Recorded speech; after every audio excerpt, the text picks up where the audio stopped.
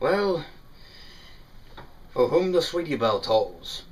How many of you resisted singing Metallica during this episode? I would say many of you. Okay, so this completely is a Sweetie Belle themed, centered around episode. Now, if there's one thing I've learned from LDM, is that most of the time, or at least all the time, he doesn't like Sweetie Belle. But I think this is a rare occasion where Sweetie Belle actually learns something good. I mean, we never see a lesson outside of Sweetie Belle from, I believe, Sister Who's Social, but I really honestly don't know. But let's talk about the episode itself. So, Rarity is working on a costume design for Sapphire Shores for her latest concert or tour or whatever, and Sweetie Belle's got like this whole costume thing going on, where it's like she wants Rarity to work on the dresses, and of course take a look at the dresses and realize she's not good at it. I'm like, I mean, it's almost like, what was it, the Showstoppers or the other Kingdom Crusaders episode where they have some sort of talent show they enter in, and I'm like, I wonder if Apple, I forget who it was that designed it. Was it like Apple Bloom or Scootaloo that designed the costumes? But certainly I would ask those two, if I would ask one of those two if they could design it. I mean, obviously, as you can tell, Sweetie Belle, I think, is like more the singer than she is the a costume designer and all that. So, with that said, what winds up happening is the entire play winds up going on, and just later after it, suddenly Sweetie Belle is, and suddenly when Sweetie Belle asks how they, like the play, the only thing that Sweetie Belle could understand is they like the costumes that Rarity made. And of course, this gets Sweetie Belle jealous, and what winds up happening is she winds up complaining to the fact about her sister, who is always like the center of attention. The younger person doesn't get much attention. I mean, this sort of feels like a rare, like, lesson that could ever be taught in something. I mean, I was, of course, a young brother of a brother who was apparently already graduated, but he hasn't gone any far anywhere, and yet I'm the famous one. Well, somewhat. But anyways, in Sweetie Belle's jealousy, she decides in the middle of the night to go out to one of the headpieces that Rarity has, and basically pull out the seam where the center, which holds the feathers and apparently everything, holds everything together. But of course, when Sweetie Belle winds up fully going to sleep, what happens next is she starts dreaming.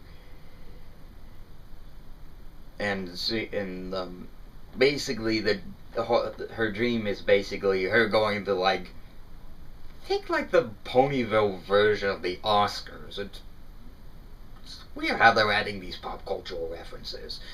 Anyways, what winds up happening is Sweetie Belle wins the best original, I don't know, directing, acting, whatever. And what happens next is there's like an evil Rarity rain cloud that rains all over her, and it's been a while since I've done this. I heard the Wilhelm scream in this episode. So, take a shot.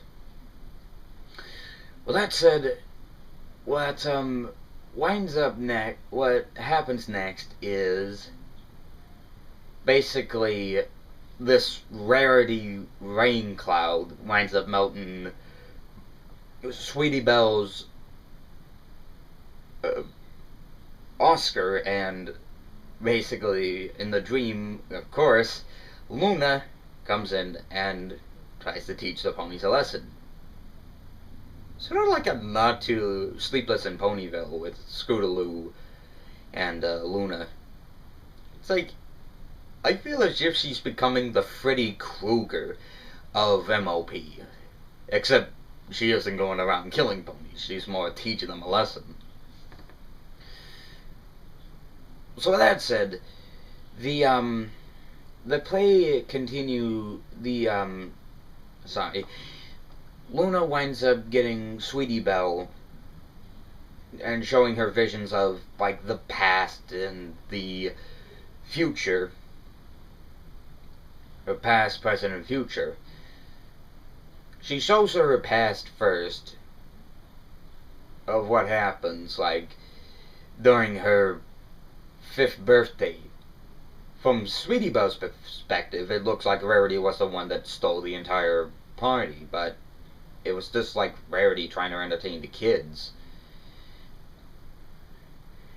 And then another vision of, which I think it's like understandable. I mean, sometimes young siblings try to get ideas from like older siblings on how to make a grand appearance. I mean, I was sort of like that when I was young. Of course, that was in my influential young age. Well, I just dreamed of becoming a celebrity, but never mind that for a moment. So, next thing you know, she winds up being thrown into the present time, where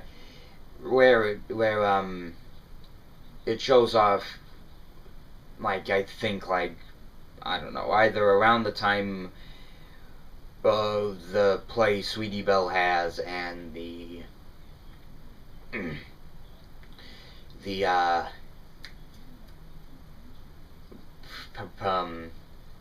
or just when she's actually heading to bed.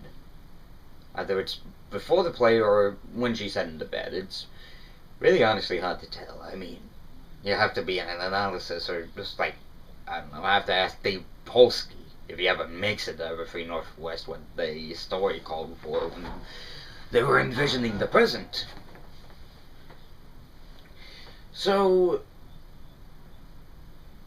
we suddenly get a glimpse of the future. Of course, Luna's not there, and what winds up happening is, of course, we jump to the time Sapphire Shores winds up actually going to this, time to, what would happen tomorrow, and it shows that obviously this is like, if this is not changed, if the seam's not on there or whatever, holding everything on the headpiece. And literally, and it shows, like, you know, her putting on the headpiece, and the next thing you know, it falling apart, and then next thing you know, Rarity suddenly turns into a joke. And somehow, it turns into a mime. It turns into one of those mind hypes. At least not as bad as Uncle Grandpa, I guarantee you that much.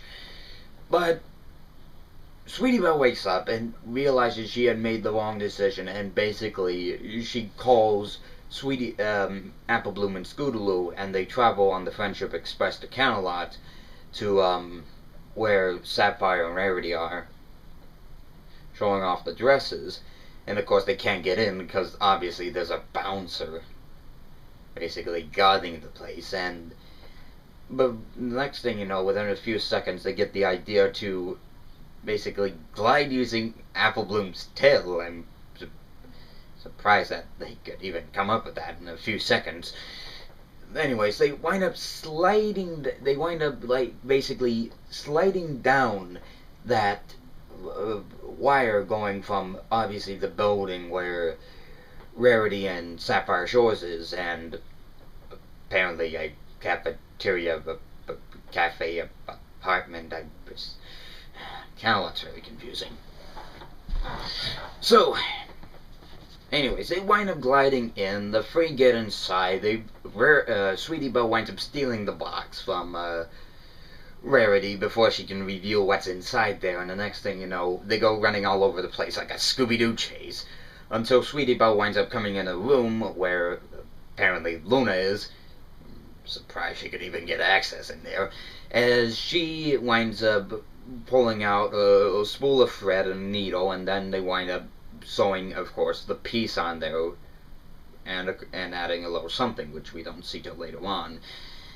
Then Sweetie, and of course, Rarity and Sweetie Belle come across each other, and of course, they ultimately find out something. They ultimately look inside, and then they're just like, show Sapphire, show this. Next thing you know, they show her the headpiece, and next thing you know,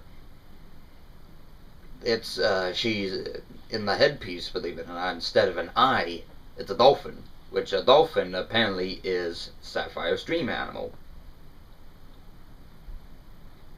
I'm like, was this like an episode theme for paleo? A dolphin headpiece? It doesn't seem to. Oh god, so confusing. Anyways, episode officially ends with Sapphire Shores liking the headpiece, and of course, most obviously, she's going to use it for a show, and then ends peacefully. You know, a rating for this, before I get to this, is I sort of like and dislike this episode, because there's like sort of minor setbacks with the episode. I mean, first off, it really, I mean, the dream sequences, they almost feel like something out of Charles Dickens' novel, which obviously it's that one holiday I should not mention around this time. And the overall story, I mean, it's just like half the episode is just basically that whole entire dream sequence. I would say so myself. But I will give it this much. It is another great episode for people, for like older brothers, younger brothers, or older brothers, younger sisters, whatever. Just, if you have a young sibling, or if you have, like, sort of a mixture of both, this is probably the best episode. Now for a rating. Well, since I found a couple of flaws with the episode, and sort of felt like that Charles Dickens novel I should not mention, but had a good lesson for either a good or a decent lesson. I need to check Tommy Oliver for that answer. I would give this episode the rating of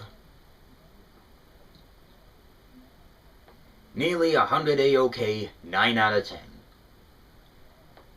Still, not a lot of episodes that have been getting the 10 out of 10 rating. Who knows? There probably could be an episode in the future that could have the best rating.